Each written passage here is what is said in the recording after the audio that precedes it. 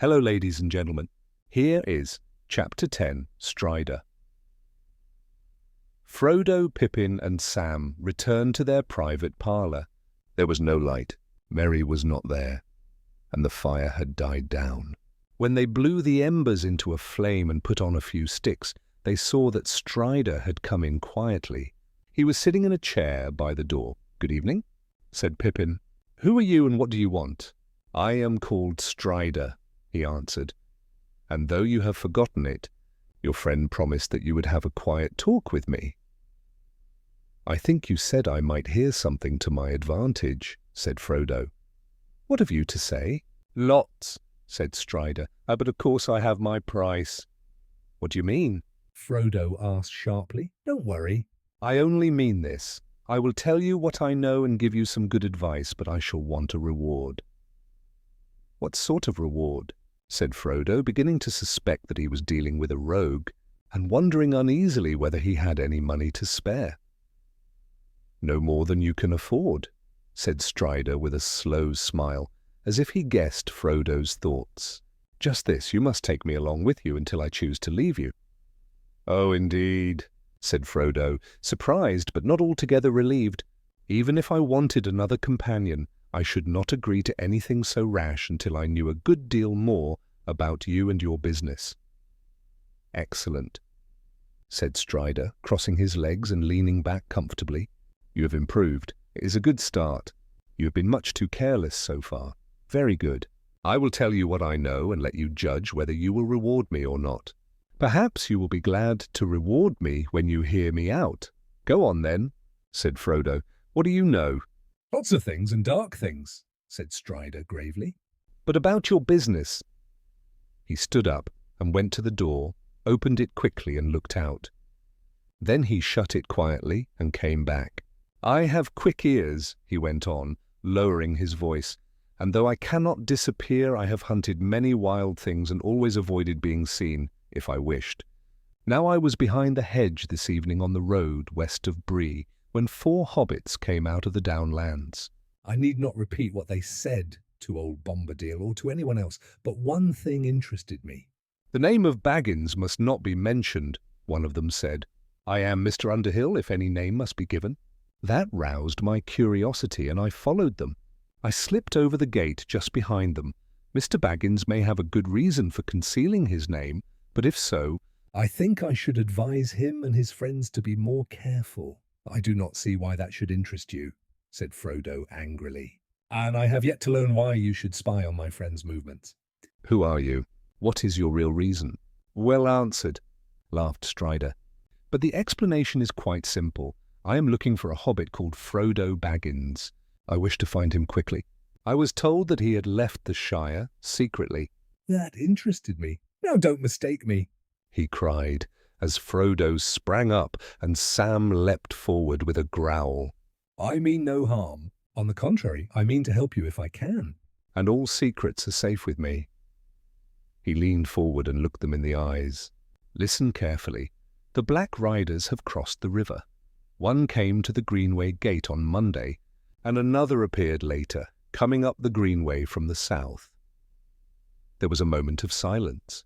At last, Frodo said to Pippin and Sam, "I ought to have guessed it from the way the gatekeeper greeted us," he said, "and the landlord seemed to have heard something. Why else did he press us to join the company? And how foolishly we behaved. We ought never to have shown ourselves in that common room." "It would indeed have been better," said Strider. "I tried to prevent you from going there, but the landlord would not let me see you or leave a message." "You think he—" Frodo began. "No, I don't think Butterbur is likely to do you any harm. He means well, but he's forgetful." "Only he doesn't trust me." Frodo looked at him curiously. "Yes, I look foul and feel fair, don't I?" Strider said with a wry smile and a strange gleam in his eyes. "But I hope we shall soon understand one another better. When we do, I hope you will explain what happened at the end of your song, about that little accident." "It was an accident," said Frodo. "I wonder," said Strider.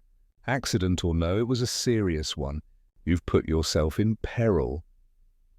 "It can hardly be more dangerous than before," said Frodo. I know that the riders are after me, but they seem to have lost my trail now." "You cannot count on that," said Strider. "They will return, and more will come. I know their number. I know the riders." He paused, and his eyes became cold and hard. "And there are some in Bree who cannot be trusted," he went on. "For instance, Bill Ferny. He has an evil name here, and there are queer folk at his house. You must have noticed him among the guests, a swarthy fellow with a sneering face. He left with a strange southerner right after your accident. Not all the southerners are to be trusted, and as for Ferny, he'd sell anything to anybody, or do any mischief for a copper. What has he sold, and what has he to do with my accident?" asked Frodo stubbornly. "News of you, of course," answered Strider. "Your little performance would interest certain people. It won't take much for them to guess your true name. I fancy they'll hear of it before the night is over. Now, is that enough?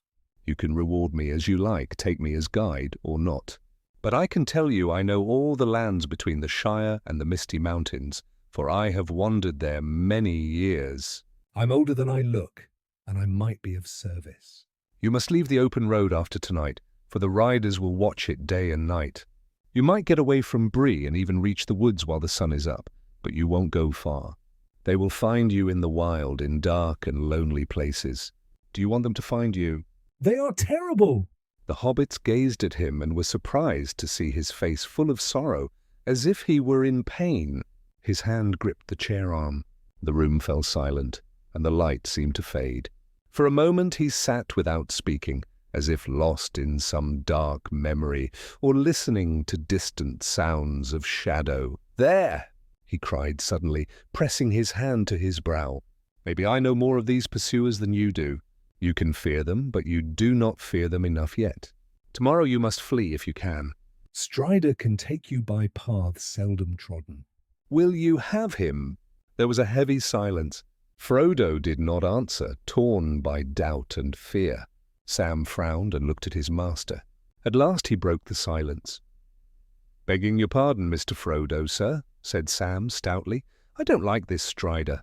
He says beware, and so I say too, and let's begin by being wary of him. He comes out of the wild, and I never heard no good of such folk. He knows something, that's plain enough, but there's no call to let him lead us into some dark hole." Pippin looked uneasy. Strider did not answer Sam, but his keen eyes turned to Frodo. Frodo met his gaze and looked away. "No," he said slowly, "I don't agree. I think you are not what you seem. You began talking to me like a Bree man, but your voice has changed. Sam may be right. I don't see why you should warn us, and I don't see why we should trust you. Why the disguise? Who are you, really? What do you know of our business, and how do you know it?" "A lesson in caution has been well learned," said Strider grimly. "But caution is one thing, and hesitation is another. You will never reach Rivendell alone, and believe me, I am your only chance. You must use your wits. I will answer some of your questions, if that helps. But why should you believe my story if you don't believe me?" Still, at that moment there was a knock at the door. Butterbur came in with candles, and behind him was Nob with cans of hot water. Strider slipped into a dark corner. "I've come to see you," said the innkeeper, setting the candles on the table. "Nob, take the water to the rooms," he added, closing the door behind him. "The thing is," he began, looking hesitant and uneasy, "if I've done any harm, I'm truly sorry. But one thing leads to another, as you'll admit. And I'm a busy man. Still, one thing after another's been jogging in my memory, as they say, and I hope I'm not too late. You see, I was asked to keep a lookout for any hobbits coming out of the Shire, especially one bearing the name of Baggins. And what's that got to do with me?" Frodo asked. You know best yourself," said the innkeeper with a cunning look. "I won't let you slip out of it, but I was told that this Baggins would be travelling under the name of Underhill, and what I was told matches you to a hair, if I may say so." "Indeed. Well then, let it be so," said Frodo, rather unwisely interrupting him. "A sturdy little fellow with rosy cheeks," said Butterbur solemnly. Pippin snickered, but Sam looked indignant. "And that won't help you much. Most hobbits are like that. Barley, he said to me. Butterbur continued, glancing toward Pippin. But he's taller than some and fairer than most, and he has a cleft in his chin, a cheerful chap with bright eyes. Begging your pardon, but that's what he said, not I. He said that? Who was he? Frodo asked eagerly. Ah, that was Gandalf, if you know whom I mean. Folks say he's a wizard, but he's a good friend of mine, wizard or no. But now I don't know what he'll say to me if I ever meet him again. Turn all my beer sour, or turn me into a block of wood, maybe. He seemed in a mighty hurry. But what's done can't be undone. Yes, but what have you done? Said Frodo impatiently, tired of Butterbur's slow story. Where was I? The landlord said, pausing and snapping his fingers. Ah, yes, old Gandalf. It was 3 months ago. He walked into my room without knocking. Barley, he says, I'm off in the morning. Can you do something for me? You've only to name it, I says. I'm in a hurry, he says. And I haven't time myself, but I want a message sent to the Shire. Have you anyone trustworthy you can send? I can find someone, I says. Tomorrow maybe. Or the day after. Do it tomorrow, he says. And he gave me this letter. The address was plain enough, Butterbur went on, pulling a letter from his pocket and reading it slowly and proudly. He clearly thought well of himself as a man of letters. Mr. Frodo Baggins, Bag End, Hobbiton, the Shire, a letter for me from Gandalf, cried Frodo. Ah, said Butterbur. So your right name is Baggins?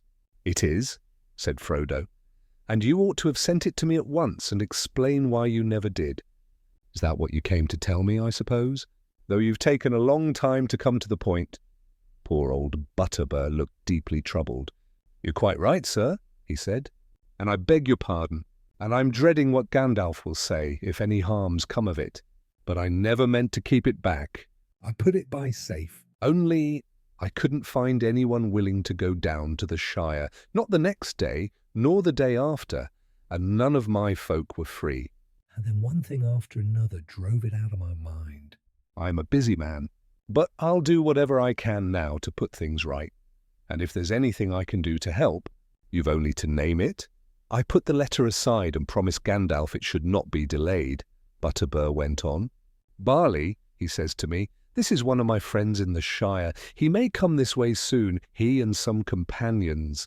He'll call himself Underhill. Remember that. But don't ask any questions. And if he doesn't come with me, he may be in trouble, and he may need help. Do what you can for him, and I shall be very grateful, he says. And now here you are, and it seems there's trouble not far off. What do you mean? Frodo asked. The black men, the innkeeper whispered. They're looking for Baggins, and if what they say's true, it's a hobbit they're after. That was on Monday, and all the dogs were growling and howling. Queer business, I call it. Nob came to me and said 2 black men were at the door, asking for a hobbit named Baggins.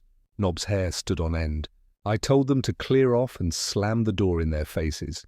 But they've been asking the same question all along the road to Archay, so I hear. And that ranger fellow, the Strider, he's been asking questions too. He meant to see you before you'd had your first sip of soup. He did, said Strider, stepping into the light. And there'd have been less trouble if you'd let me, Barliman. The innkeeper jumped in surprise. You, he cried. You always pop up out of nowhere. What do you want now? He's here with my leave, said Frodo. He came to offer me his help. Well, maybe you know your own business best, said Butterbur, eyeing Strider doubtfully. But if I were you, I wouldn't trust a ranger. And whom would you trust? Strider said. A fat innkeeper who remembers his own name only because people shout it at him all day. They can't stay cooped up in the pony forever, and they can't go home. They've a long road ahead. Will you go with them and chase off the black men? Me? Leave Bree? Said Butterbur, turning quite pale. Not for all the money in the Shire. But why don't you stay here longer, Mr. Underhill? Where's all this strange business leading to? What do these black men want, and where do they come from, I'd like to know. I'm sorry, I can't explain it all, said Frodo. I'm tired and worried, and it's a long story. But if you mean to help me, I ought to warn you that you'll be in danger as long as I'm in your house. These Black Riders, I'm not certain, but I fear they come from Mordor, said Strider quietly. From Mordor, Barlaman, if that means anything to you. Save us, cried Butterbur, turning white as a sheet. Clearly he knew the name. That's the worst news that's ever come to Bree in my time. Yes, said Frodo. So, will you help me? I will, said Butterbur, more than ever now, though I don't suppose a man like me could do much against, he stammered and could not finish. Against the shadow in the east, Strider said quietly. Not much, Barlaman, but every little bit helps. Underhill is staying here tonight, and you can forget the name Baggins until he's far away from here. I'll do that, said Butterbur, but I'm afraid they'll find out he's here without any help from me. It's a pity Mr. Baggins has attracted so much attention tonight, more than I can say. The story of old Bilbo's vanishing has been heard in Bree before this evening. Even our Nob has guessed something with his slow wits, and there are others in Bree quicker than he is. Well, we can only hope that the riders won't come back, said Frodo. Indeed, I hope they won't, said Butterbur. But whether they are devils or not, they won't get in the Prancing Pony so easily. Don't you worry until the morning. Nob won't say a word. No black man will cross my door while I can stand on my legs. I and my lads will be up all night, but you'd best get some sleep if you can. At any rate, we must be called at dawn, said Frodo. We must get off as early as possible. Please have breakfast ready at 6:30. Right. I'll see to it, said the landlord. Good night, Mr. Baggins. I should say Underhill. Good night. Bless me. Where's your friend Brandybuck? I don't know, said Frodo, suddenly troubled. They had all forgotten about Merry, and it was getting late. I'm afraid he's gone out.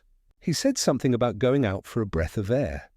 Well, you'd better look out for him. No doubt your friend is at a party, said Butterbur. I must go and bar the doors, but I'll see that your friend gets in when he comes back.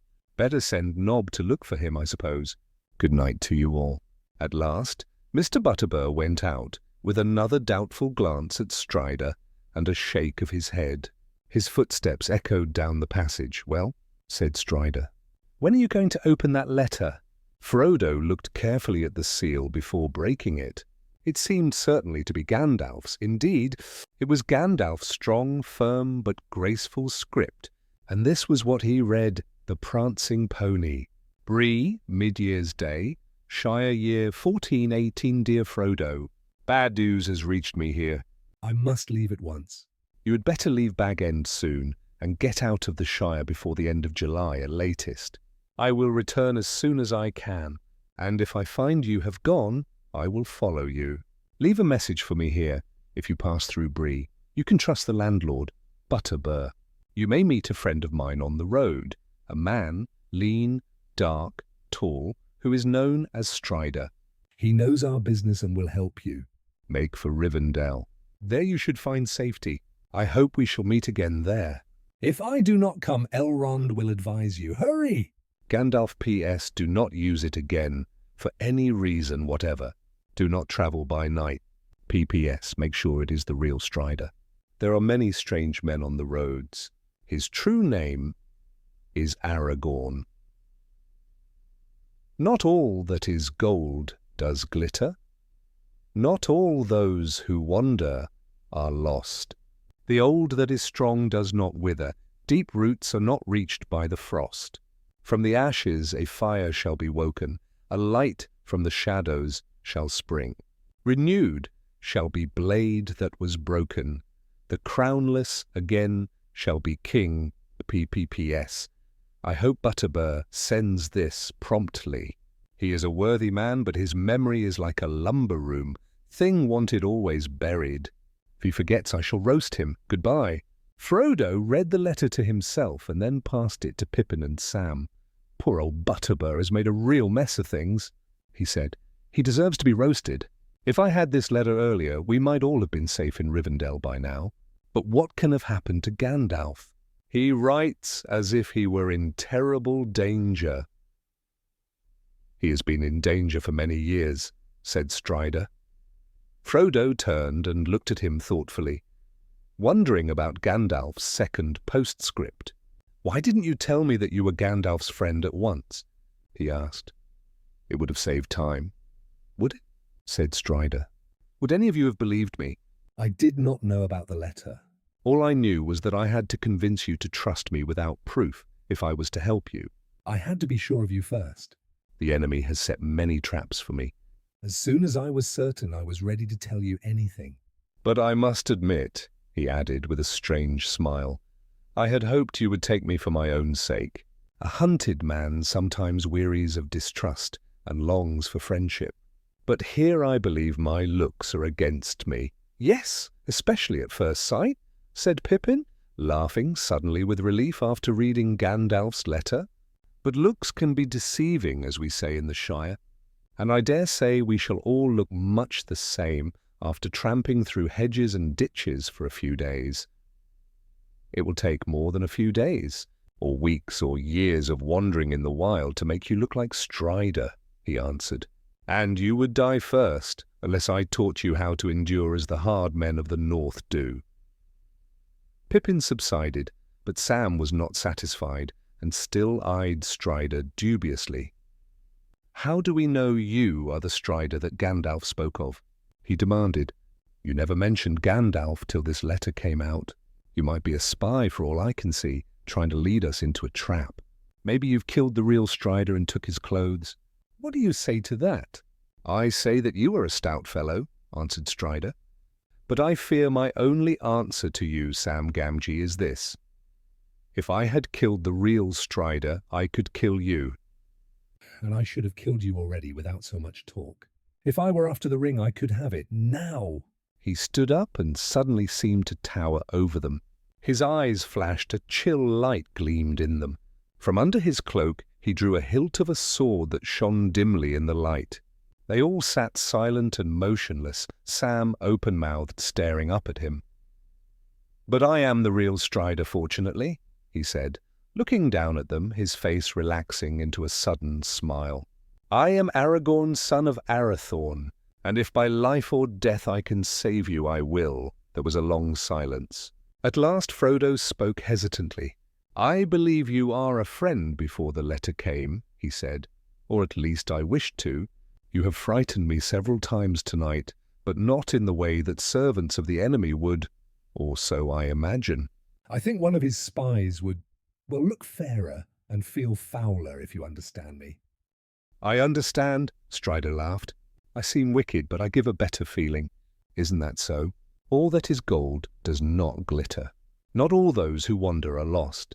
Those verses are about you, said Frodo. I think I can understand what they mean. But how did you know they were in Gandalf's letter if you never read it? I didn't know, he answered. But I am Aragorn, and those verses go with that name. He drew out his sword, and they saw that the blade was broken a foot below the hilt. Not much you say, Sam, said Strider, but the time is near when it shall be reforged. Sam said nothing. Well, said Strider, with Sam's permission we will call this settled. Strider shall be your guide. We shall have a hard road tomorrow. Even if we are allowed to leave Bree unchallenged, we can hardly hope to do so unnoticed. But I shall try to lose our trail as quickly as possible. I know a few ways out of Bree beyond the main road. Once we are out of danger of pursuit, I shall make for Weathertop. Weathertop? Sam asked. What's that? It is a hill just north of the road, about halfway from here to Rivendell. It commands a wide view all around, and there we shall have a chance to look about us. Gandalf will go there if he follows us. After Weathertop, our journey will become more difficult, and we shall have to choose between various dangers. When did you last see Gandalf? Asked Frodo. Do you know where he is or what he's doing? Strider looked grave. I do not know, he said. I went west with him in the spring. I have kept watch on the borders of the Shire for many years while he was busy elsewhere. He seldom leaves the land long unguarded. The last time we met was on May 1st, at Sarn Ford down the Brandywine. He told me that matters were going well and that he would start for Rivendell in the last week of September. When I heard he was coming your way, I set out to meet him. But evidently something has happened, for he should have reached Bree long before you, and I was not here to help. That is the first bad news I have had from him since I first knew him.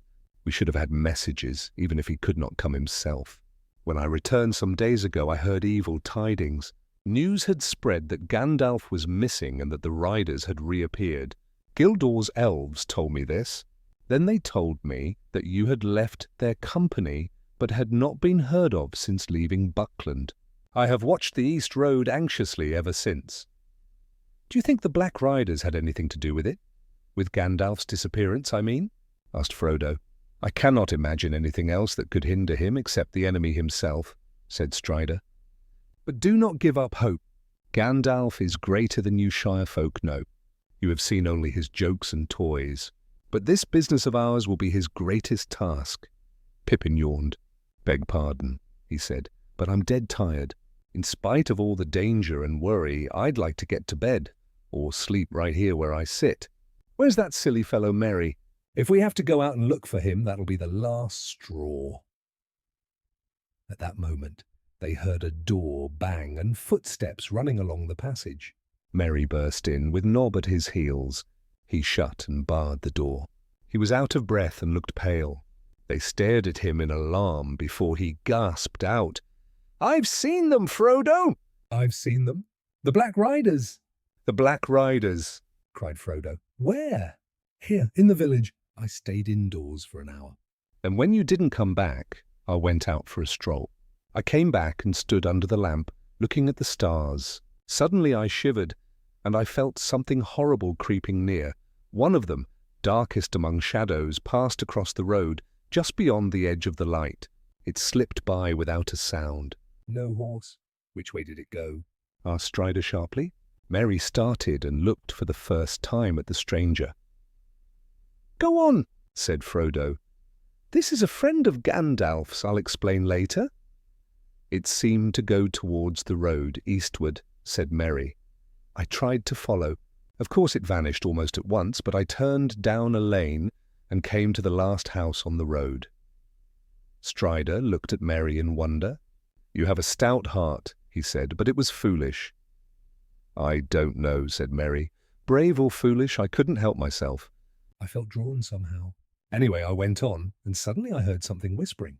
Someone was murmuring or hissing. I couldn't hear any words. I didn't creep closer because I began to shake. Then I felt terrified and turned back, meaning to run home. But something came behind me, and I fell down.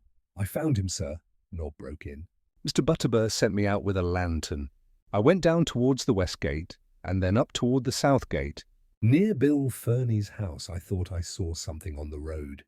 I couldn't swear, but it looked like two men stooping over something, lifting it. I called out, but when I got there was no sign of them, and Mr. Brandybuck was lying by the roadside. He looked like he was asleep. I think I've just fallen into deep water, he said when I shook him. He looked queer, and as soon as I got him up, he ran off back here like a hare. I'm afraid that's true enough, said Merry, though I don't know what I said. I had a dreadful dream that I can't remember. I feel as if something dark had passed over me. I know, said Strider. It was the Black Breath. The riders must have left their horses outside and slipped in secretly through the south gate. They will now know all that goes on here, for they have been to Bill Fernie, and perhaps the Southerner is one of their spies. Something may happen tonight before we leave Bree. What do you mean, something may happen? Asked Merry. Will they attack the inn? No, I don't think so, said Strider. All of them are not here yet, and in any case that is not their way. In darkness and loneliness they are strongest. They will not openly attack a house with lights and many people, not until they are desperate. But their power is in terror, and some folk in Bree are already under their shadow. They will use these poor wretches to work evil deeds, Fernie and some strangers, and maybe even the gatekeeper. They spoke to Harry at the west gate on Monday. I watched them. He went pale and shook as they left him. It seems as if the enemy is around us on every side, said Frodo. What are we to do? Stay here and don't go back to your room. They are sure to find out which one it is. The hobbits' rooms have windows facing north, near the ground. We'll all stay together and bar the doors and windows. But first, Nob and I must fetch your luggage. While Strider was away, Frodo quickly told Merry all that had happened since supper. Merry was reading and thinking over Gandalf's letter when Strider and Nob returned. "I've put blankets and bolsters in each bed," said Nob, "and I made up a dummy under each blanket. I've made a fine imitation of your head, Mr. Bag, Underhill, sir," he added with a grin from ear to ear. Pippin laughed. "Very lifelike," he said. "But what will happen when they find out the trick?" "We shall see," said Strider. "Let's hope we can hold the fort till morning." "Good night, sirs," said Nob, and went off to take his watch at the gate. They piled their bags and gear in a heap on the parlour floor. They pushed a low chair against the door and shut the windows. Looking out, Frodo saw that the night was still and clear. The constellation Leo was rising over the hill above Bree. Then he fastened the heavy bolts, drew the curtains, and came back to the fire. Strider lit it, then put out all the candles. The hobbits lay on their blankets with their feet toward the hearth, but Strider sat on a chair facing the door. They talked a little while longer, for Merry still had many questions to ask. "Jumping on the moon?" Merry chuckled, curling up in his blanket. "You're a queer fellow, Frodo, but I wish I'd been there to see it. The Bree folk will be talking about it for 100 years. "I hope so," said Strider. Then all fell silent, and one by one the hobbits drifted into sleep. Next here is Chapter 11, The Knife in the Dark. When they were preparing to sleep at the inn in Bree, darkness had already spread over Buckland. A mist was slowly creeping down the valley and running along the riverbanks. The house at Crickhollow was still silent. Fatty Bolger carefully opened the gate and looked out.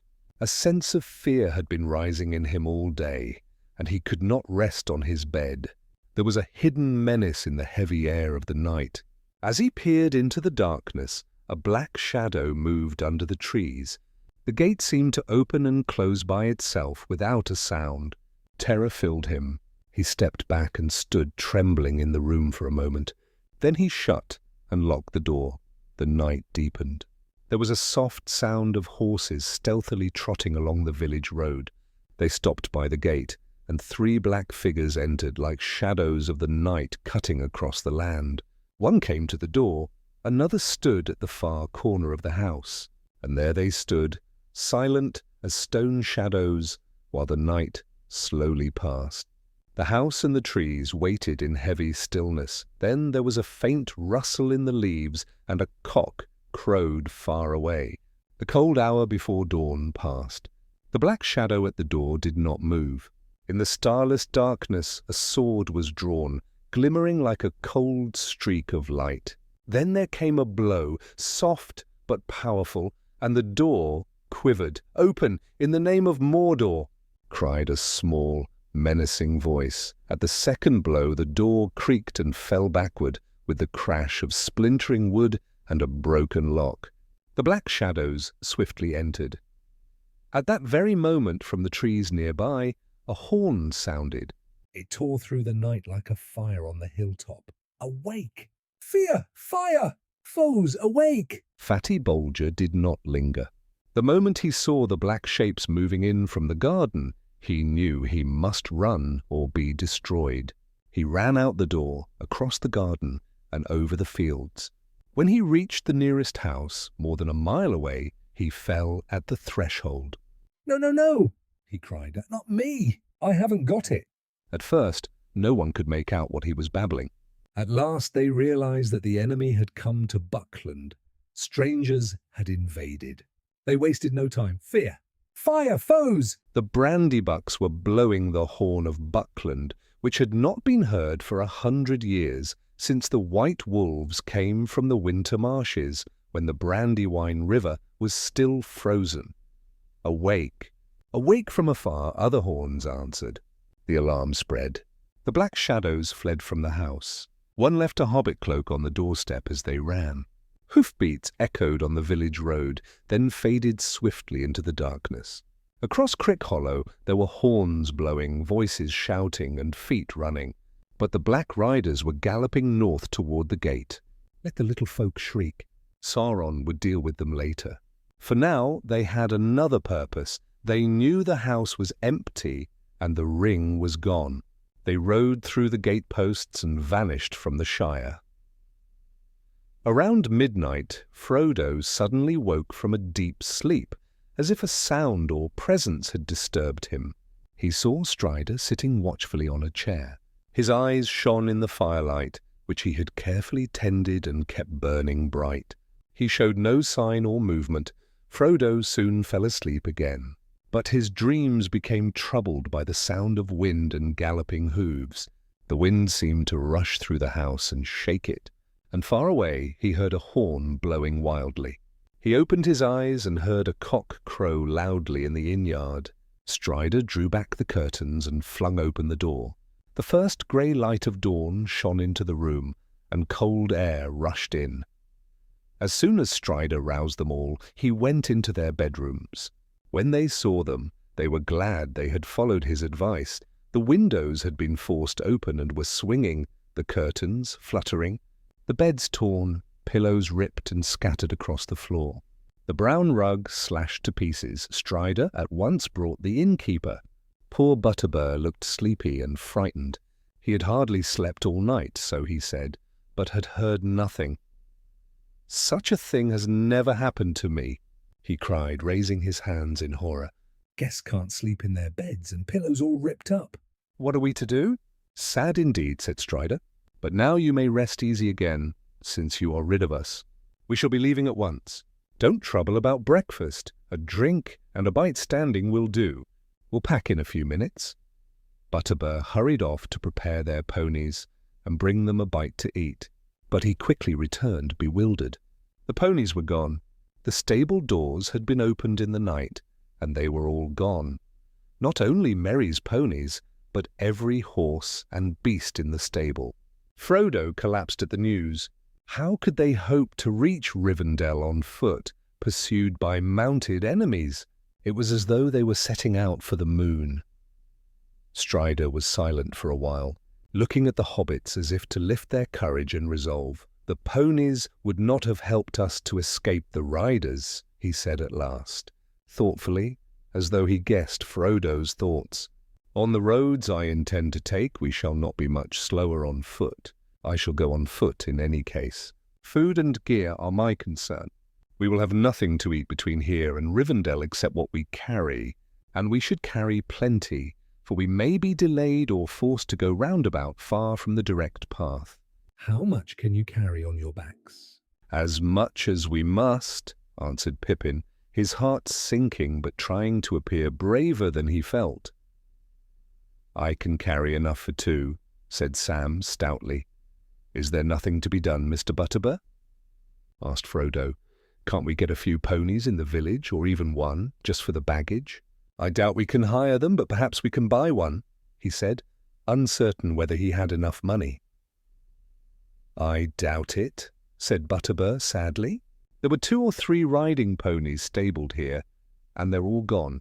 Ponies and horses are scarce in Bree, and not for sale.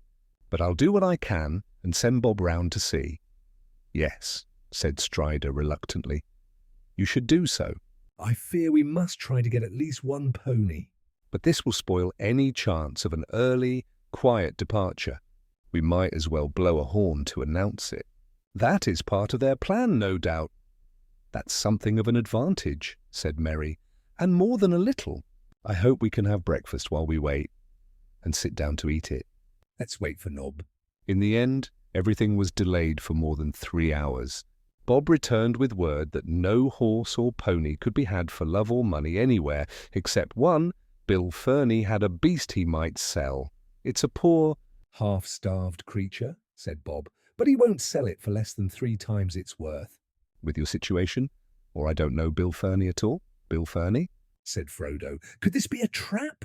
"Might the creature run back to him with all our baggage, or be used to track us, or something of that kind?" "I don't know," said Strider.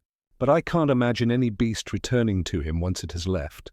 I suppose it's just a scheme of Ferny's, a way to squeeze a profit out of this business. The worst danger is that the poor old creature may die, but there seems no other choice." "What does he ask?" Bill Ferny's price was 12 silver pennies, truly 3 times the worth of a pony in such condition. It was a thin, starved, miserable animal, but not quite at death's door. Butterbur himself paid for it, and even added 18 silver pennies for Merry as compensation for the lost ponies. He was an honest man and fairly well off by Bree standards, but 30 pennies was a heavy blow, and being cheated by Bill Ferny made it worse. In the end, he was justified. Only one pony had truly been stolen. The others had been driven off and scattered in terror, and later found wandering around Bree. Merry's ponies had also fled, and eventually, being clever, found their way back to Fatty Lumpkin on the Downs. Tom Bombadil took care of them for a while, and they grew fat again. But when news of Bree's troubles reached him, he sent them back to Butterbur, who thus gained 5 ponies at a fair price. They had to work harder in Bree, but Bob treated them kindly. So in the end they were lucky. They had escaped a dark and perilous journey, but they never reached Rivendell. However, at that moment, all that Mr. Butterbur knew was that his money was gone. Good or bad, it didn't matter anymore. And he had other troubles as well. A great commotion arose when the other guests got up and heard the news about the break-in at the inn. The southern travellers had lost quite a few horses and loudly blamed the innkeeper, until they discovered that one of their own had disappeared in the night. None other than the squint-eyed friend of Bill Ferny. All suspicions immediately fell upon him. "If you catch that horse thief—" "Bring him to me," Butterbur said angrily. "You better pay for your own damages and stop yelling at me. Go ask Ferny where his fine friend is." But it seemed that the fellow had no real friends, and no one could remember exactly when he had joined their company. After breakfast, the hobbits packed up their luggage again, taking plenty of supplies for a much longer journey that awaited them. At last they set out around 10 o'clock. Meanwhile, all of Bree was in an uproar. Frodo's vanishing act, the appearance of the Black Riders, the theft of horses, and the news that the Ranger Strider had joined the mysterious hobbits. All these things ensured that the tale would be retold for many quiet years afterward. Most of the inhabitants of Bree and Staddle, and even many from Combe and Arshay, gathered along the road to watch the travellers' departure. Other guests from the inn stood at the doorway or leaned out from the windows.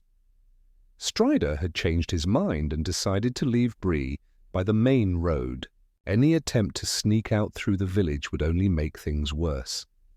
Half the townsfolk would follow to see where they went, and others would try to stop them from crossing their land. They said goodbye to Nob and Bob and left Mr. Butterbur with many thanks. "I hope that someday we'll meet again when things are cheerful once more," Frodo said.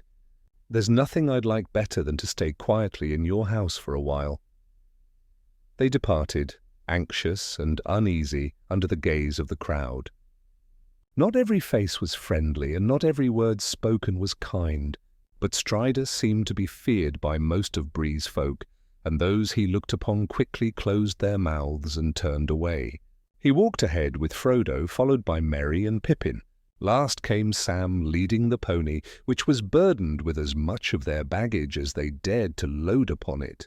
Yet the pony seemed less dejected, as though the change of company had altered its fortunes. Sam was chewing an apple thoughtfully. He had stuffed his pockets full of them, a parting gift from Nob and Bob. "Apples for walking, and a pipe for resting," he said. "But I suppose I'll lose both soon enough." The hobbits paid little attention to the nosy heads peering from doors or over fences as they passed. But when they neared the far gate, Frodo saw a dark, gloomy house behind a thin hedge, the last house in the village. From the window he caught a glimpse of a pale face with narrow, slanting eyes, but it vanished at once. "So that's where the southern man was hiding," he thought. "He looks half like an orc." Another man was staring at them over the fence. He had thick black eyebrows, dark eyes full of disdain, and thick lips curled into a sneer. He was smoking a short black pipe. As they came nearer, he took it from his mouth and spat. "Hello, Longshanks," he said. "Off early, are you?" "Found yourself some friends at last, eh?" Strider nodded but said nothing. "Good day to you, my little friends." the man went on mockingly. Do you know who you've got with you? That's Strider the No-Good, that's who. Though I've heard worse names. Watch yourselves tonight. And you, Sammy, don't go mistreating my poor little pony. Bah! He spat again. Sam turned quickly. And you, Fernie, he said. Get your ugly face out of my sight, or it'll be sore soon enough. With a quick flick, faster than lightning, an apple left his hand and struck Bill right on the nose. The man dodged too late and cursed behind the fence. A pity to waste a good apple, Sam muttered regretfully and strode on. At last they left the village behind. The children and a few followers soon grew tired and turned back toward the south gate. Passing through, the travellers continued for several miles along the road, which curved left and wound eastward around the foot of Bree Hill, then sloped swiftly down into the wooded lands below. To their left, they could see some houses and hobbit holes of Staddle on the gentle southeastern slopes. To the north of the road lay a deep hollow, filled with curling smoke, drifting from Combe, while Archay was hidden behind the trees beyond. After the road had gone down for some way, and Bree Hill loomed tall and brown behind them, they turned into a narrow track leading northward. Here is where we leave the open paths and enter the hidden ways, said Strider. I hope it isn't another shortcut, said Pippin. Our last shortcut through the woods nearly ended in disaster. Ah, but then you didn't have me with you, Strider laughed. My way, short or long, never goes wrong. He looked along the road. No one was in sight, and he quickly led them down into a wooded valley. His plan, as far as they understood, knowing little of this countryside, was first to reach Archay, then turn right and strike eastward, travelling straight toward the wildlands near Weathertop. By this way, if all went well, they would cut across the great bend of the road that swept far to the south to avoid the Midgewater marshes. But of course, they would still have to cross the marshes, and Strider's descriptions of them were not encouraging. For now, the walking was not pleasant. In truth, if not for the troubles of the previous night, they might have enjoyed this part of the journey. The sun shone bright, but not hot. The woods in the valley were full of colour and peace. Strider led them confidently through many twisting paths, which would have confused them utterly had they been alone. He made frequent detours to throw off any possible pursuit. Bill Fernie will be watching when we leave the road, no doubt, he said, but I don't think he'll follow us himself. He knows these lands well enough, but he also knows he's no match for me in the wild. What worries me is what he'll tell the others. I don't think they're far away. If they believe we're heading to Archay, so much the better. Whether by Strider's skill or for some other reason, they saw no sign or sound of any living thing all that day, except birds, and once a fox and a few squirrels. The next day they followed a weary path eastward. The land was quiet and still. On the third day after leaving Bree, they came out of the Chetwood. The land began to fall away, even though they had turned off the road, and now they entered a wide, level stretch of country where it was hard to find direction. They were far beyond Bree land, in a wilderness without roads, drawing near the Midgewater marshes. The ground grew damp, and they walked over patches of muddy pools, wide stretches of reeds and rushes filled with the chirping of unseen small birds. They had to tread carefully to keep their provisions dry and stay on firm ground. At first, they went along fairly easily, but as they continued, the going became slower and more treacherous. The marshes grew wilder and more dangerous, and there was no steady path. Not even the rangers had a fixed route through the bogs. Flies began to torment them, and the air was thick with tiny midges that crept into sleeves, trousers, and hair. "I think I'm being eaten alive," cried Pippin. Midgewater? There's more midges than water here. "What do they live on when they can't get hobbits?" said Sam, scratching his neck. They spent a miserable day in that dreary, unpleasant land. Their camping place was damp, cold, and uncomfortable, and the biting insects gave them no rest. There were also strange, horrible creatures lurking in the reeds, making eerie noises like crickets. There must have been thousands of them creaking and chirping all around. Neek breek, breek neek without ceasing through the night, until the hobbits nearly went mad. The next day, the fourth, was little better, and the night was no comfort either. Though the Neekabreekers, as Sam called them, were left behind, the midges still hunted them as Frodo lay down, weary but sleepless. He noticed a light flickering in the eastern sky. It flashed and faded again and again. It was not the light of dawn, for that was still hours away. "What is that light?" he asked Strider, who had risen and stood watching with his head toward the dark hills. "I do not know," Strider answered. "It is too far and too faint to see clearly. It seems to flash from the hilltops." Frodo lay down again, but for a long while he could still see the white flashes, and, against them, the tall, dark figure of Strider, standing motionless, keeping watch. At last he drifted into a restless sleep. On the fifth day, they did not travel far before they left the pools and reed beds behind. The land before them began to rise once more. Far to the east, they could see a line of hills. The highest of these stood somewhat apart to the right, a great cone-shaped hill with a flattened top. "That is Weathertop," said Strider. "The old road, which we have long since left to the south, runs right past its foot. We could reach it by noon tomorrow if we go straight toward it." I advise that we do so. What do you mean? Asked Frodo. "I mean this. If we go there, there's no certainty of what we'll find. It's too near the road. But surely we are hoping to find Gandalf there, aren't we?" Yes, but that hope is faint. "If he came this way, he may not have gone through Bree, and so he may not know what we are doing.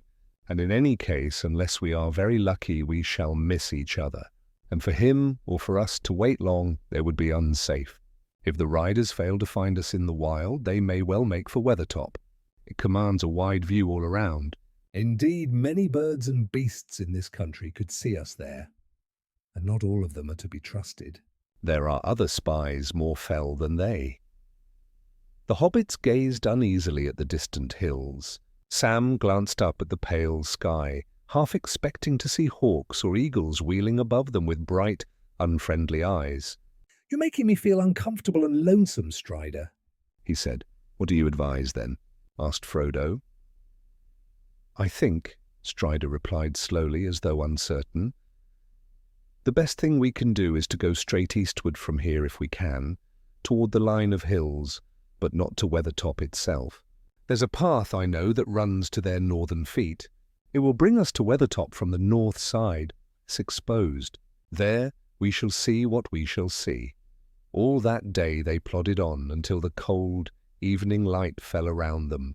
The land became drier and more barren, though behind them the mists and vapours still rose from the marshes. A few mournful birds cried and wailed until the slow red sun sank into the western gloom, and then an empty silence fell. The hobbits thought wistfully of the gentle evening light and cheerful windows of Bag End, now so far away. By the end of the day, they came to a stream running down from the hills near the stagnant pools, and they followed it upward while daylight lasted. Finally, when they stopped and made camp under a few stunted alder trees beside the stream, it was quite dark. Before them in the dim sky loomed the bare hills, treeless and stark. That night they set a watch, and Strider seemed to sleep hardly at all. The moon was shining, and during the early hours of night a cold light spread across the ground. Next morning they were up with the sun. The air was crisp and chill, and the sky pale and clear. The hobbits felt refreshed, as though they had enjoyed an unbroken night's rest. They felt that they could walk faster and farther than ever before. Farther, indeed, than any hobbit of the Shire had likely dreamed of going. Pippin remarked that Frodo seemed twice the hobbit he had been. "Strange," said Frodo, tightening his belt. "I'd have thought all this would make me thinner. I hope I don't keep wasting away, or I'll turn into a wraith." "Don't speak of such things." Strider said sharply, with unexpected heat. The hills had drawn nearer. They went in a winding line, often rising almost 1,000 feet, and sometimes descending again into shallow folds or into paths leading down to the lands below in the east. Along the ridges from the heights, the hobbits could see something that looked like remnants of green-grown walls and dikes, and in the clefts there were still traces of old stonework. By nightfall they came to the foot of a westward slope, and there they made camp. It was the evening of the 5th of October, and they had been 6 days out from Bree. By morning, for the first time since leaving Chetwood, they found a clearly marked path. They turned right and followed it southward. It went along rather unevenly, seeming to take a course that kept itself as hidden from view as possible, both from the hilltops above and from the western downs. It dipped into small valleys and narrow dells. And where it ran level, the land was bare and open, bordered on the east by rows of large mounds and hewn stones standing close together, as if watching the travellers like a silent fence. I wonder who made this road. And for what purpose? Said Mary as they walked along this track. Where the stones grew larger and stood in ordered ranks. I'm not sure I like it. It has, well, a sort of barrow look about it. Are there any barrows at Weathertop? No, there are no barrows on Weathertop, nor on any of the other hills, Strider answered. The men of the West did not live here, though in later days they defended the hills against evil things out of Angmar. This road was made to serve the people who lived along the borders. But long ago, in the early days of the North Kingdom, they built a watchtower on Weathertop, which they called Amund Sul.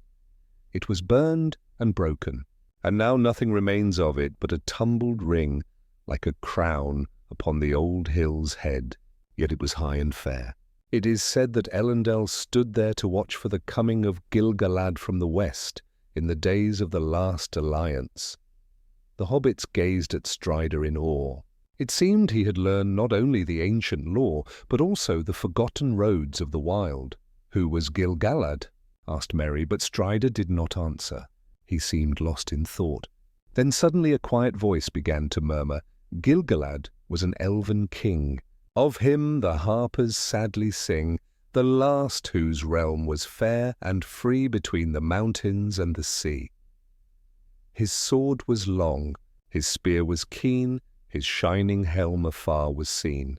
The countless stars of heaven's field were mirrored in his silver shield.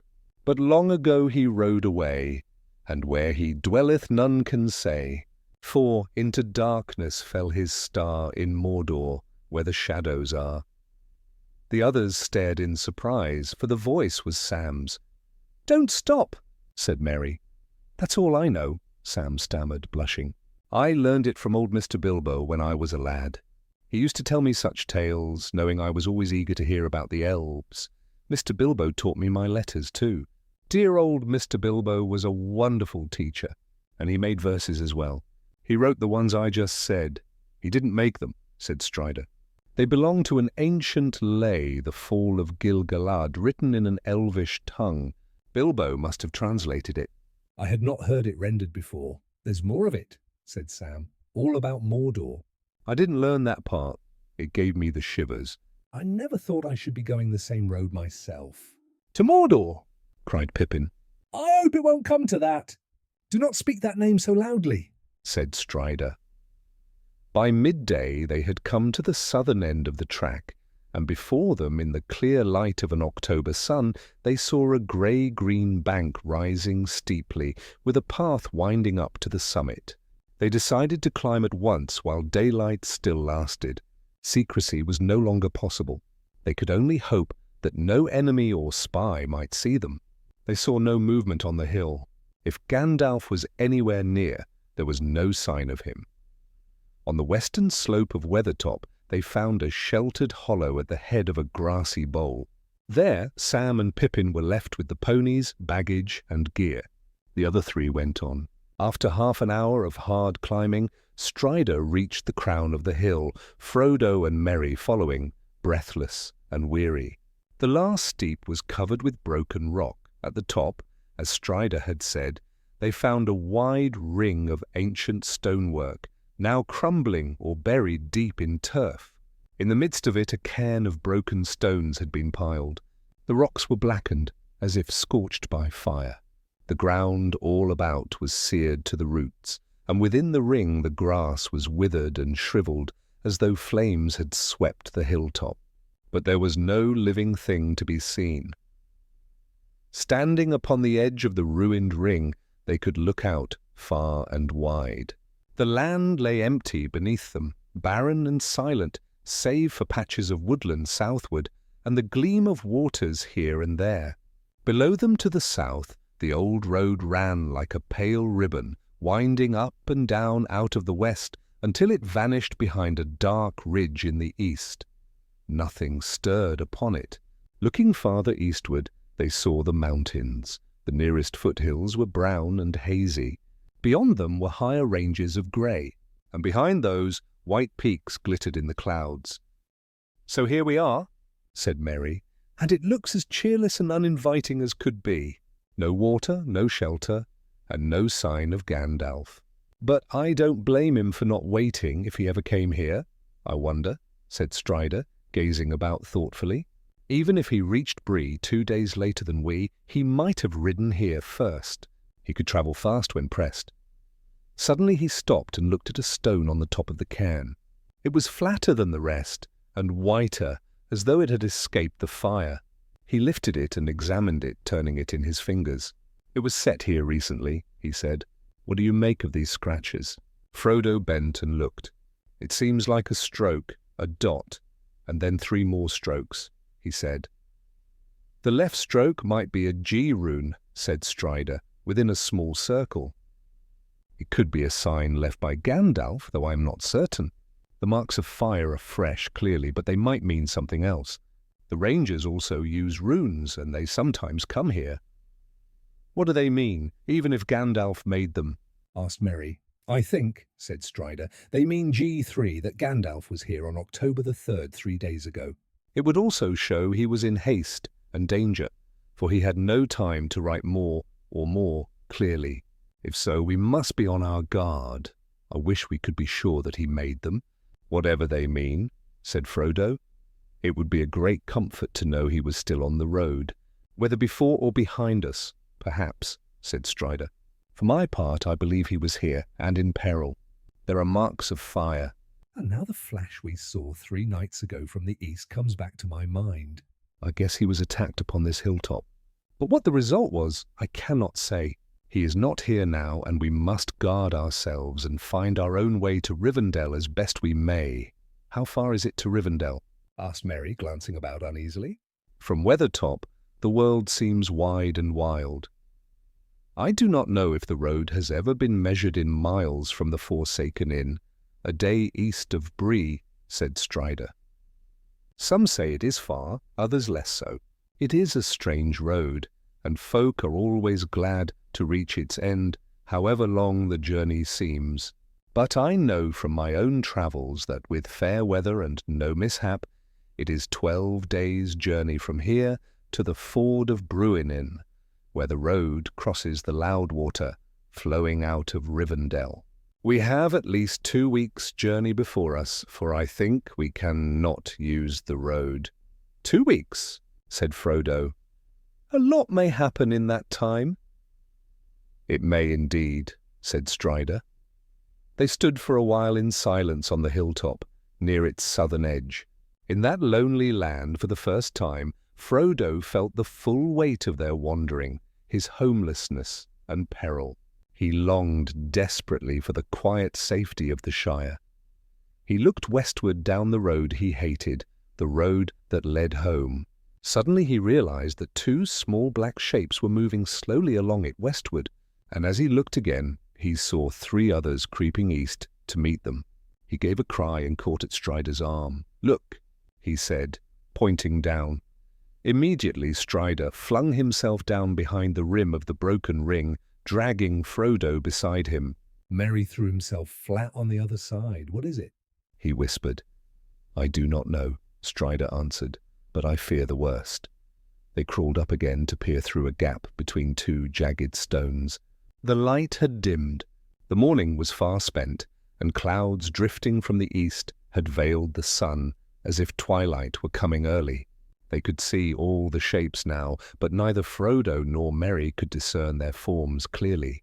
Yet something told them that far below, upon the road at the foot of the hill, the Black Riders were gathering. "Yes," said Strider quietly, his keen eyes leaving no doubt. "The enemy is here." They hurried away and slid down the northern slope of the hill to find their friends. Sam and Peregrine had not been idle. They had explored the little dell and the rocky walls around it. Not far away, they found a spring of clear water on the hillside, and near it were fresh footprints, no more than a day or two old. In the dell itself they also discovered traces of a fire that had been recently kindled, and other signs of a hasty camp. Some stones had tumbled down near the edge of the hollow, close to the hill. Behind them, Sam found a neat little pile of firewood. "I wonder if Mr. Gandalf has been here," he said to Pippin. "It looks as if whoever stacked this up intended to come back." Strider was greatly interested in these discoveries. "I wish I could stay here and search this country myself," he said, hurrying to the spring to examine the footprints. "That's just what I feared," he said, returning quickly. "Sam and Pippin have trampled the soft ground there, and the marks are spoiled or confused. The Rangers have been here not long ago. It was they who left the firewood. But there are many other tracks that were not made by Rangers. At least one kind was made only a day or two ago by heavy boots, at least one pair. I can't be sure now, but I think there were several." He paused and stood thinking, looking rather worried. Each of the hobbits pictured in his mind the black cloaks and boots of the riders. If the horsemen had found the valley, Strider would have to lead them somewhere safer. Sam looked with great dislike at the hollow, now that he had heard news of their enemies being on the road only a few miles away. "Perhaps we should be leaving here soon, Mr. Strider," he said impatiently. "It's getting late, and I don't much like this hole. It makes my heart sink a bit." "Yes, we must decide quickly what to do," said Strider, looking up and judging the time and weather. "Well, Sam," he said at last, "I don't like this place either, but I can't think of anywhere better that we can reach before nightfall. At least we are out of sight for now. If we move, we might be more easily spotted by spies. All we can do is move off the road northward into these hills, where the ground is much like this. The road is being watched, but we may cross it if we use the southern thickets for cover. North of the road, beyond the hills, the land becomes bare and flat for miles." "Can the riders see?" Merry asked. "I mean, they seem to use their noses more than their eyes, to sniff us out, if that's the right word, at least in daylight. But you pulled us down when you saw them below, and now you say we might be seen if we move." "I was too careless on the hilltop," said Strider. "I was anxious to find some sign of Gandalf." "But it was a mistake for all three of us to stand there so long. The black horses could be seen, and those riders may use other men and creatures for spying, as we saw in Bree. They themselves do not see the world of light as we do, yet our shapes cast shadows in their minds which only the noonday sun can destroy. In the dark they perceive many signs and forms that are hidden from us. Therefore they are to be feared, and they can smell the blood of living things. They crave and hate it. They also have senses beyond sight or smell.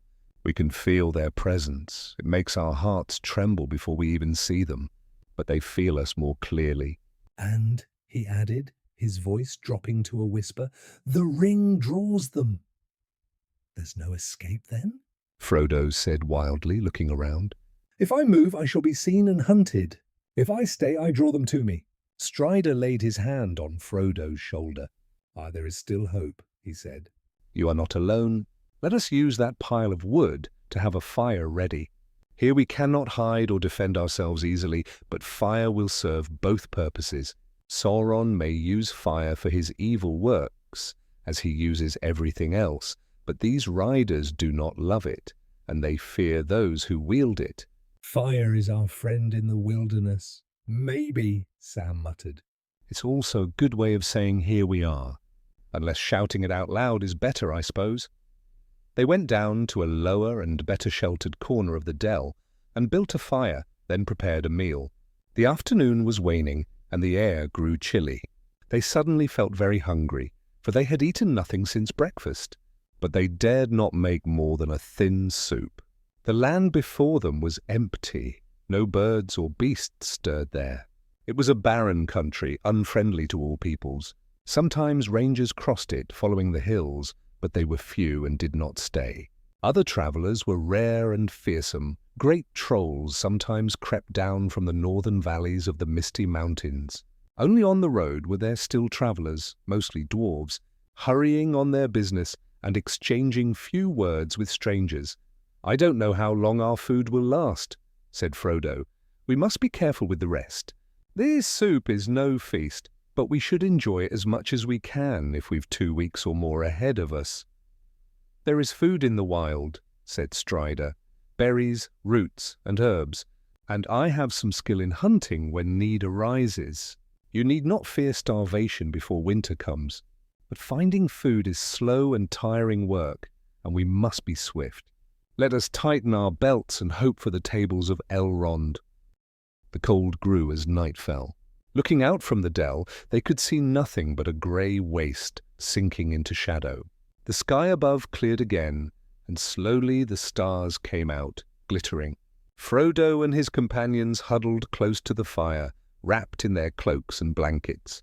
But Strider seemed content with only his coat, sitting a little apart, deep in thought, his pipe glowing faintly. When darkness deepened and the firelight flickered bright, he began to tell them tales to keep their minds from fear. He knew many old stories and legends of elves and men, of brave deeds and strange beings from the elder days. They wondered how old he was, and where he had learned such lore. "Tell us of Gil-galad," said Merry suddenly, when Strider paused at the end of a tale about the elven realms. "Do you know more of the old verses you mentioned?" "Indeed I do," answered Strider. "And so does Frodo, for the story concerns us closely." Merry and Pippin looked toward Frodo, who sat gazing into the fire. "I know only a little," Frodo said slowly. "What Gandalf told me." Gil-galad was the last of the great elf kings of Middle-earth. His name means Star of Radiance in their tongue. With Elendil, the elf friend, he came to the land. "No," Strider interrupted. "I do not think that tale should be told now while the servants of the enemy are near. If we reach the house of Elrond, you may hear it there in full." "Then tell us another of the old tales," Sam pleaded. "Something about the elves as time goes by. I like hearing about them. The darkness seems to draw closer." "I will tell you the tale of Tinuviel," said Strider. "It is a short tale, though it is part of a long one that no one now remembers completely, save Elrond himself, who was there. It is a fair tale, though sad, as are all tales of Middle-earth, but it may cheer your hearts." He was silent a moment. Then he began, not speaking, but singing softly. "Long ago the leaves have fallen, yet the grass remains still green. The hemlock's tall and slender stalks still shimmer with their sheen. The light yet floods the meadows wide across the starlit plain. Within the deep and endless night 1,000 stars remain." Tinuviel was dancing there, upon the coloured ground, the music flowing everywhere, from pipes with silver sound. Her garments glowed like mountain snow, so bright, so pure, so fair, and Beren came from forests dark, lost beneath the branches bare. The elven river murmured low, lonely and forlorn. Through hemlock leaves he wandered slow where golden blooms were born. His cloak was bright with flickering stars, his sleeves with silver gleam, his hair like shadows intertwined, a wanderer lost in dream. He climbed the hill enchanted high, toward fair and distant land. He strode with heart, both wild and strong, across the moonlit sand. The grass still sparkled green and fair beneath the gentle moon. Through woven woods he found his path, where elven houses bloomed. Still she danced in twilight's glow, while he roamed wide and far. Through lonely wastes of ice and snow he followed her like a star. He often heard the rushing wind that sang like morning's flame. Through oak and leaf the echoes spinned and whispered Lúthien's name. In valleys lost, in ancient songs, the verses still are told. Through hemlock stems the echoes throng, their voices soft and old. The oaken woods in winter shake, yet still he heard her tread. Far away her footsteps wake the dreams within his head. The leaves of years have drifted down, the moon still rides the sky, and countless stars, through winter's crown, still gleam where mountains lie. A silver cloak once flashed again, her feet began to sway.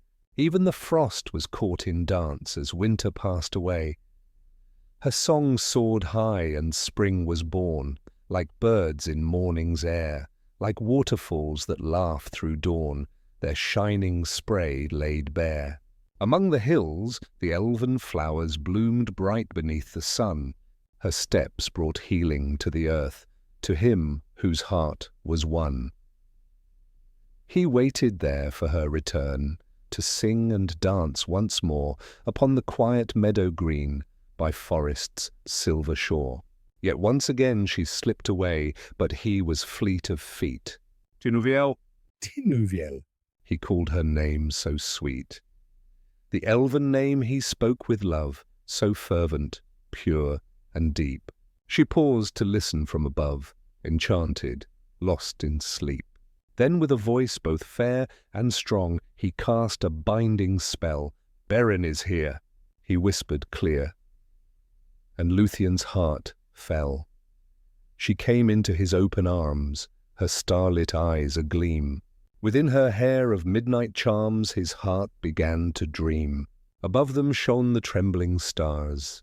In heaven's distant field he saw her light within their glow. Fair Tinuviel revealed, the elven maid, the holy one, wise beyond all years. Her hair as dark as midnight's run, her arms like silver spears.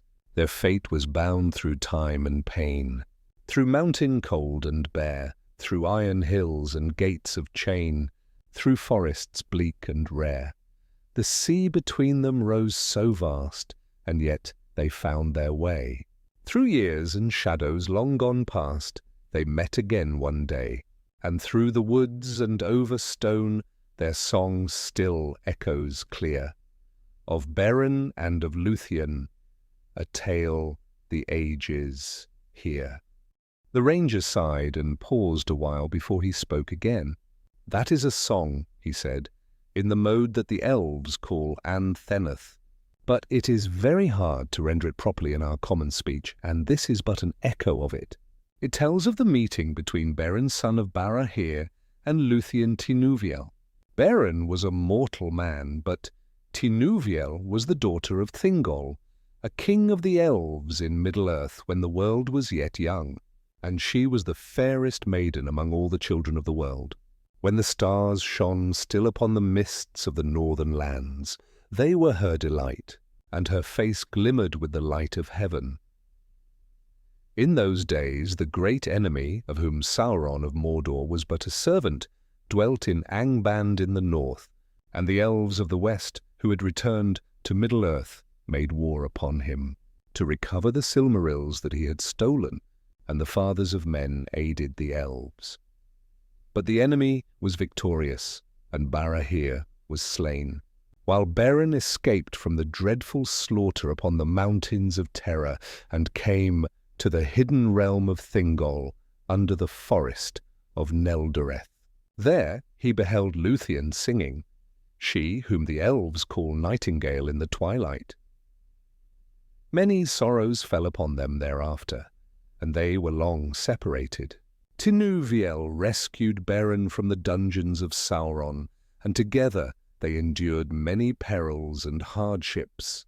They overthrew the great enemy from his throne and took from his iron crown one of the 3 Silmarils, those brightest jewels, as the bridegroom's gift to Thingol, her father.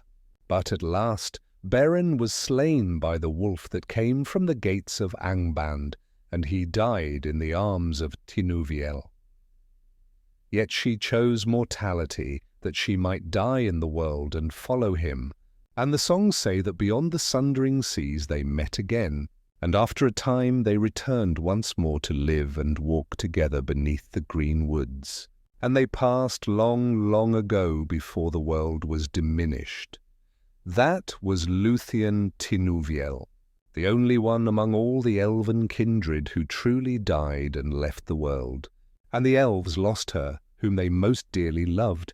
But from her the line of elf lords of old was mingled among men. The children of Luthien yet live, and it is said that her line shall never fail. Elrond of Rivendell is of that lineage, for Beren and Luthien begot Dior Thingol's heir, and from him came Elwing the White, who wedded Eärendil, he who passed in his ship through the mists of the world into the seas of heaven, bearing upon his brow a Silmaril. And Eärendil became the king of Númenor, the people of the West. As the ranger spoke, his face seemed strangely kindled, shining in the red light of the fire. His eyes gleamed, and his voice rang deep and clear. Above him was the dark sky glittering with stars. Suddenly a pale light appeared behind the crown of Weathertop, over his head. The waxing moon rose slowly above the hill, and the stars faded from the sky above its height. The tale was ended. The hobbits stirred and stretched themselves. "Look," said Merry, "the moon is rising." "It must be late." The others looked up. Even as they did so, they saw something small and dark against the climbing moon. It might have been no more than a boulder or a jut of rock on the ridge. Sam and Merry rose and went away from the fire. Frodo and Pippin sat still. The ranger was watching the moon upon the hill intently. All seemed quiet and peaceful. Yet Frodo felt a deadly chill spreading through his heart, for now the ranger spoke no more. He drew nearer to the fire. At that moment Sam came running back from the edge of the dell. "I don't know what it is," he said, "but I suddenly felt afraid." "I'll not go out of this dell for any price." "I feel something creeping up the hill. Did you see anything?" Frodo asked, springing up. "No, sir." "I didn't see anything, but I didn't stop to look." "I did see something," said Merry. "Or I think I did.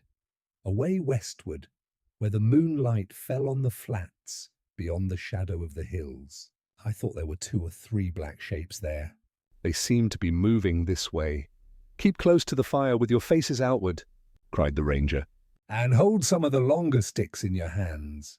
They sat there, breathless, silent, and watchful, with their backs to the fire, each gazing into the shadows that encircled them. Nothing happened. No sound, no movement could be seen in the dark. Frodo leaped up. He felt he must break the silence. He longed to shout aloud. "Hush!" whispered the ranger. "What is it?" cried Pippin at the same moment.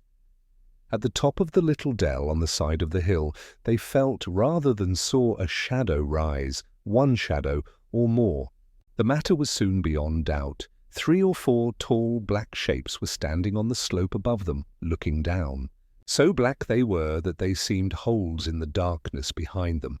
Frodo thought he heard a faint hiss, as of venomous breath, and he shuddered. Then the shapes slowly advanced.